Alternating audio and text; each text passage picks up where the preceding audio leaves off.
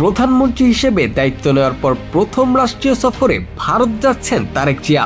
আগামী মে মাসের 10 তারিখের মধ্যে এই সফর অনুষ্ঠিত হতে পারে। সোমবার 6 এপ্রিল ঢাকায় নিযুক্ত ভারতীয় হাই কমিশনার প্রণয় ভার্মা তারেক জিয়ার সঙ্গে সাক্ষাৎ করে সফর নিয়ে আলোচনা করেন। কূটনৈতিক সূত্রগুলো বলছে বাংলাদেশের সঙ্গে সম্পর্ক আগের মতো জোরদার করতে চায় নয়াদিল্লি। সফরে তারেক জিয়ার স্ত্রী জোবাইদা রহমান ও কন্যা জাইমা রহমানকেও আমন্ত্রণ জানানো হতে পারে।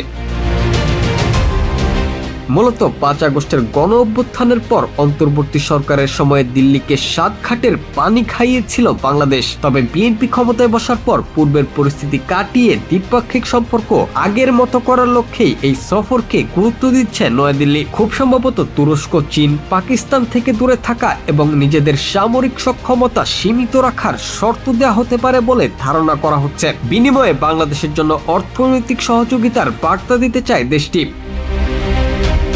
আলোচনায় $200 কোটি সহায়তা প্যাকেজ, গঙ্গা পানি বন্টন চুক্তি এবং জ্বালানি সহযোগিতার বিষয় থাকতে পারে বলে জানা গেছে। ভারতে প্রধানমন্ত্রীর সফর সঙ্গী হিসেবে অর্থমন্ত্রী আমির মাহমুদ খসরু চৌধুরী, পরিবেশ মন্ত্রী আব্দুল আওয়াল মিন্টু, পানি সম্পদ মন্ত্রী মোহাম্মদ শহীদউদ্দিন চৌধুরী অ্যানি সহ আরো কয়েকজন মন্ত্রী ও ব্যবসায়ী প্রতিনিধির থাকার সম্ভাবনা রয়েছে।